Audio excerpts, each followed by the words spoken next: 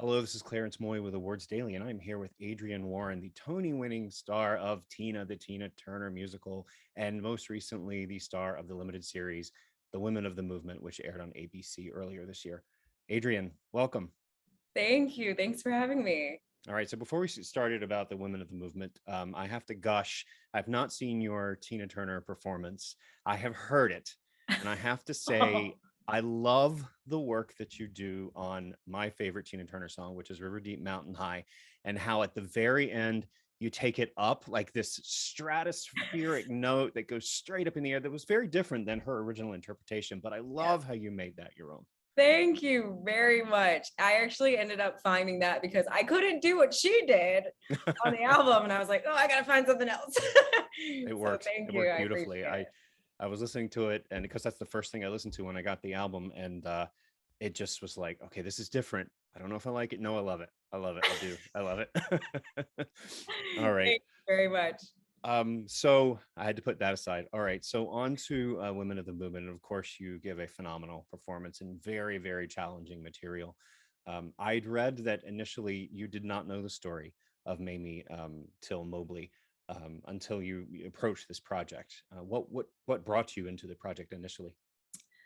Yes. So my dad was a history teacher. Mhm. And so I knew the story of what happened to Emmett. I knew about his murder Yeah. and his death. I did not know about this family. I did not know about Emmett and his life. I did not know about Mamie, who she was, how she came to the decisions that she came to that basically ended up being the catalyst of the civil rights movement. Um, I had a Zoom with Gina Prince Bythewood, who was the director of our pilot, and on a different project. We were just meeting each other. Mhm. And I was doing Tina at the time. So there was like, I shouldn't have been on the short list for Women of the Movement. And after that meeting with Gina, I didn't know that she was working on Women of the Movement. And she put me on a short list and said we should see her. And I'm so grateful that she did because it's changed my life. And I now know a lot more about that family and a lot more about this incredible woman.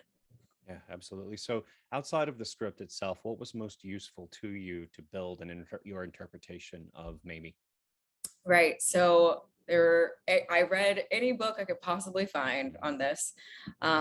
Devery's book, I read Mamie's autobiography, and I watched many videos of Mamie, whatever I could find of her speaking, of her movement, of the way in which she held herself. The same, very similar to the way I approached Tina. Um, and I started there. I'm an athlete at heart. I played basketball and ran track growing up. So 9 times out of 10, I approach something physically first, Mhm. from a physical aspect first. And I, at the time, was in shape to play Tina Turner. Right. So I had to change my entire body to play Mamie. Mhm. It was important to all of us, both Gina, MJ, and myself, that my body reflected the woman that Mamie was, Mhm. that my body reflected a single mom in the Right. 50s.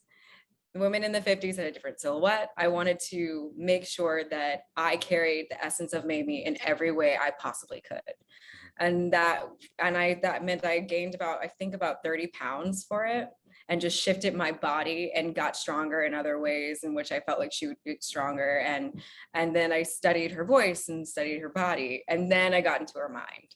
And so it takes, it's a process, but I think it was worth it in the end. Yeah, absolutely. That's really fascinating because I mean, you're right. You're doing Tina Turner, who is widely known for being slender, fantastic legs, total upper body. I mean, you go back to Angela Bassett, her, Yeah. just the arms, the magic of the arms. That she um, still has, by the way. Angela Bassett she's still has those she's arms. insane. She's insane. I can't even process that she's in her 60s, but that is another conversation for a different day. Yeah. um, Going back to Mamie though, once you got there mentally, and as you look at the screenplay, within the first couple of episodes, there are several sequences where she's mostly reserved. She's a very quiet woman initially.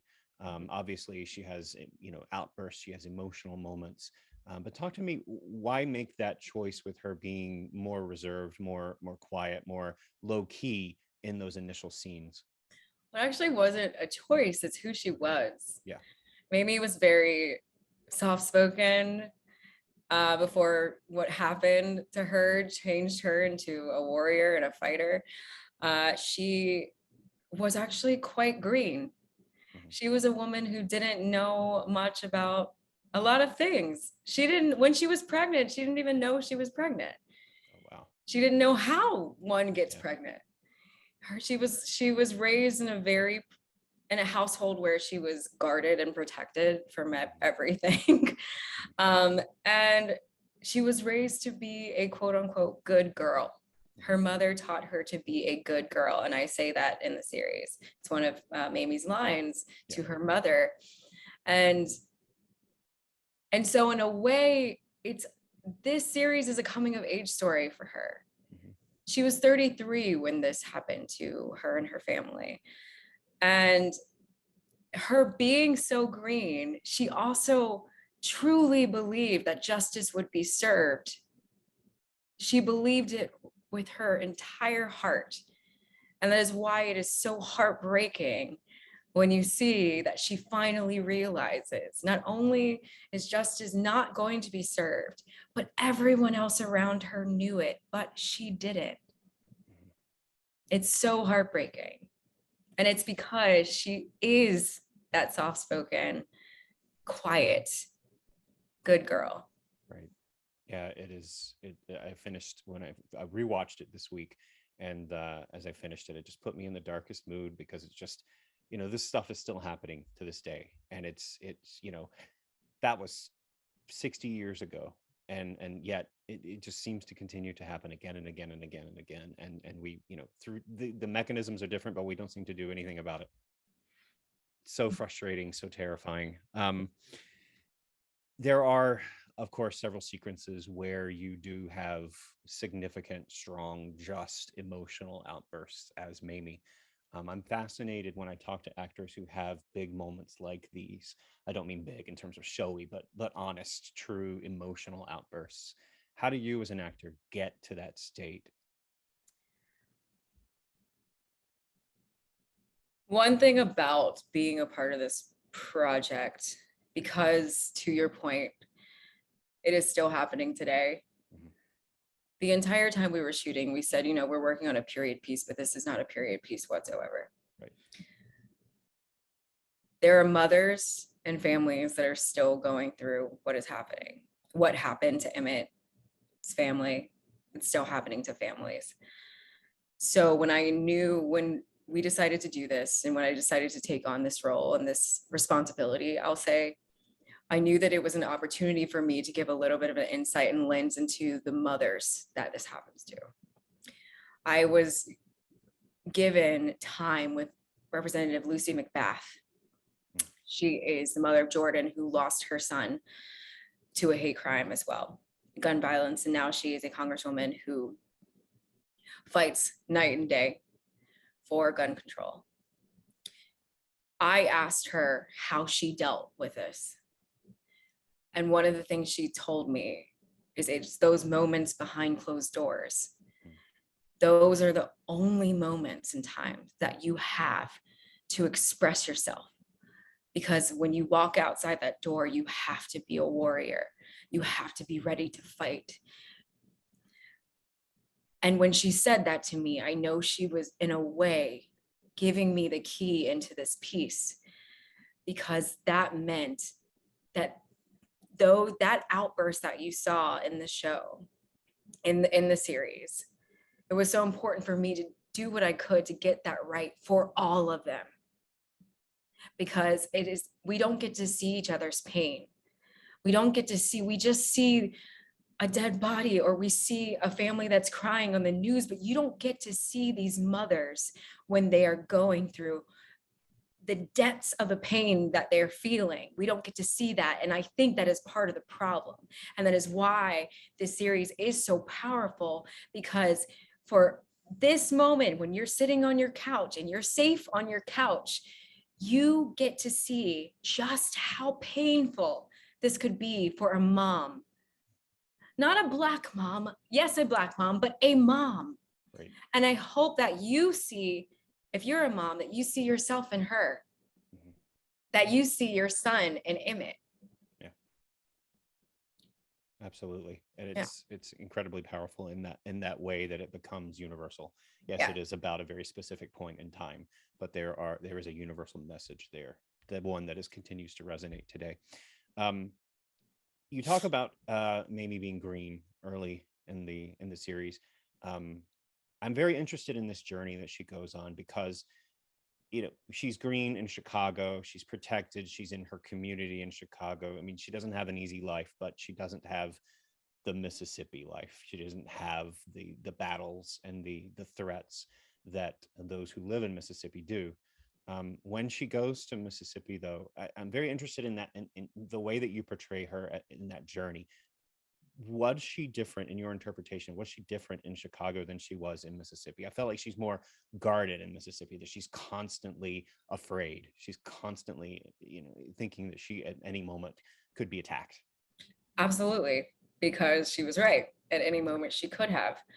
And that's why there were so many people around her to protect her. That's why she lived in safe houses. That's why they really had a system to help keep her safe.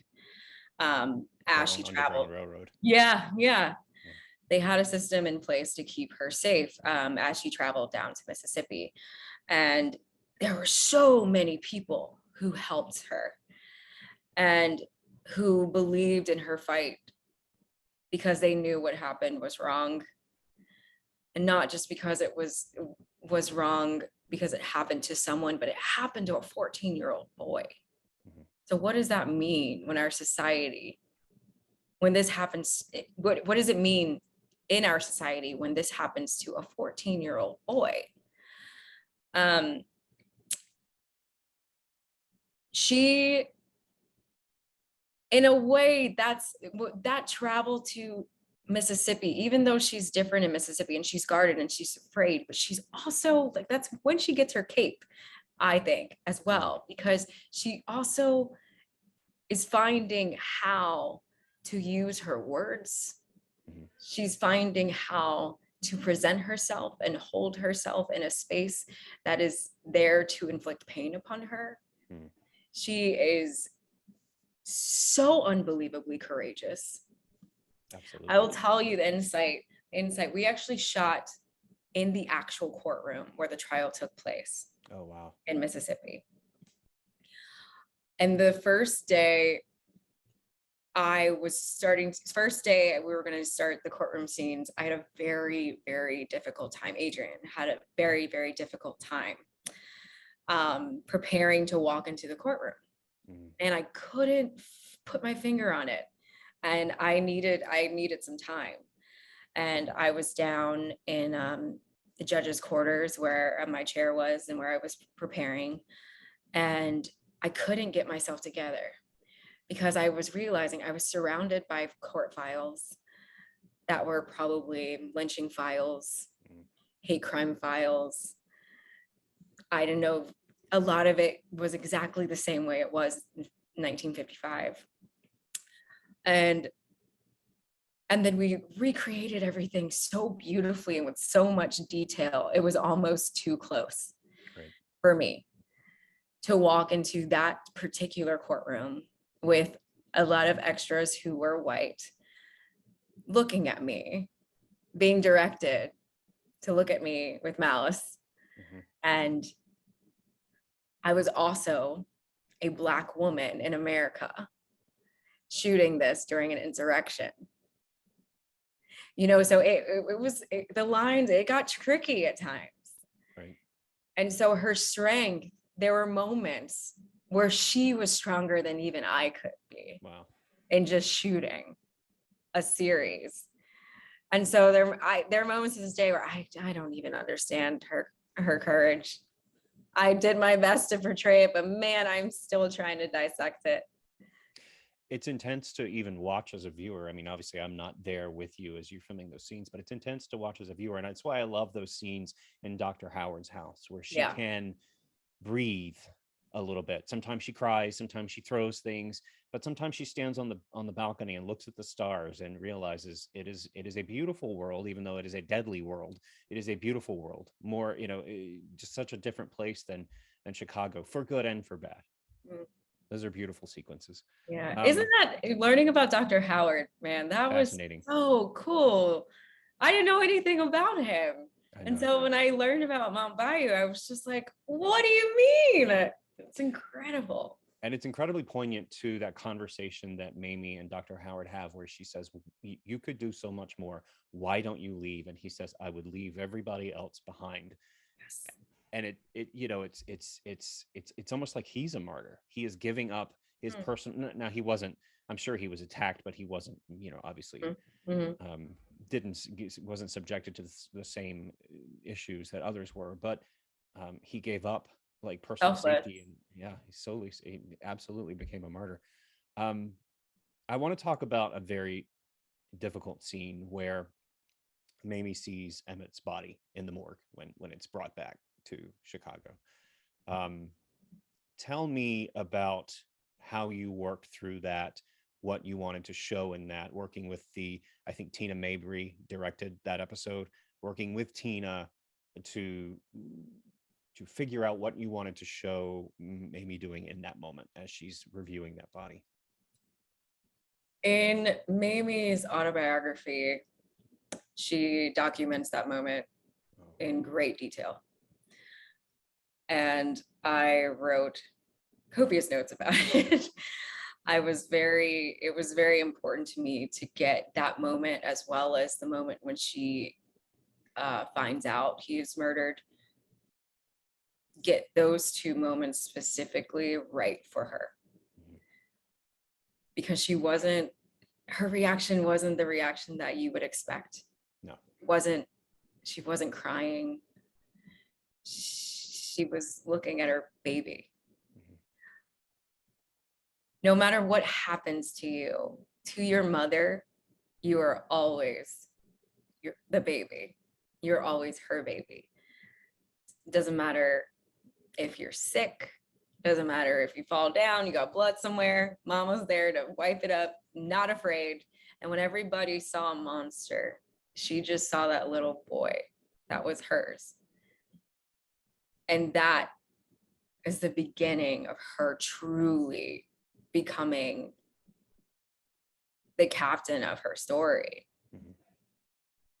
And fully, there was no question that she knew that she had to show the world what happened. Let them see. Very powerful moment. And I love the scenes where you touch the feet, you touch the hands, and then it flashes back to the birth. And, when she gets to hold Emmett for the first time, it's very powerful, very, very intense, very hard to watch, but brilliantly done. Beautifully edited. Yes, absolutely. Absolutely. I can't imagine working on something like this and obviously creating such a strong piece of art, but going through the emotional turmoil and toil that takes day in and day out to be forced. What did you do to come down from that? Like, do you ever come down from that while you're filming it? Thank you for asking.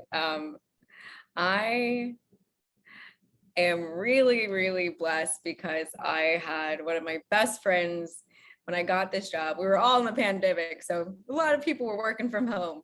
So when I got this job, one of my best friends said, you know what? You're always going through things by yourself. I'm not letting you go through this by yourself. So she went to Mississippi with me and lived with me and my dog.